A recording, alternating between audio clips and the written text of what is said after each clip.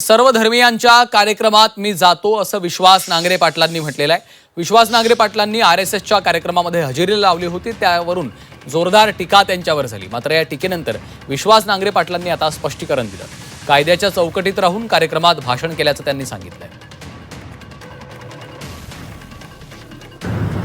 हे पहा, मी दरवर्षी रमजान ईदच्या दरम्यान वेगवेगळ्या कॅपॅसिटीमध्ये मी या महाराष्ट्रात काम केलेलं आहे। 30 वर्ष मी पोलीस सेवेत आहे।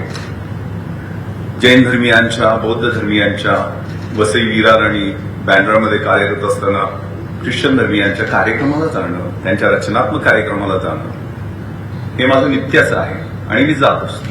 हाही कार्यक्रम संध्याकाळी माझ्या ऑफिसच्या आवर्स नंतर होता, त्यामुळे हा 8 वाजताचा कार्यक्रम होता। त्या कार्यक्रमासाठी मी गेलेलो होतो। हे रचनात्मक चांगलं होतं आणि चांगलं बोललेलो आहे। त्यातून कोणी काय अर्थ लावला याच्याबद्दल बोलणं उचित नाही। यामध्ये कुठल्याही कंडक्ट रूलचं मी भंग केलेला नाही।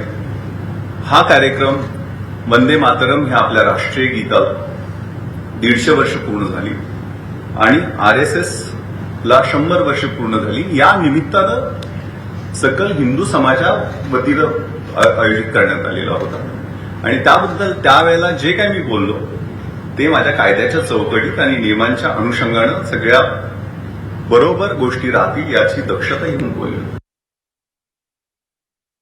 तसंच मी या कार्यक्रमामध्ये सुरुवातीला एको देवा सर्व भूतांतरात्मा एकम सद्विप्र बहुधा वदन्ति, एकच ईश्वर आहे आणि त्याची वेगवेगळ्या रूपामध्ये प्रार्थना केली जाते।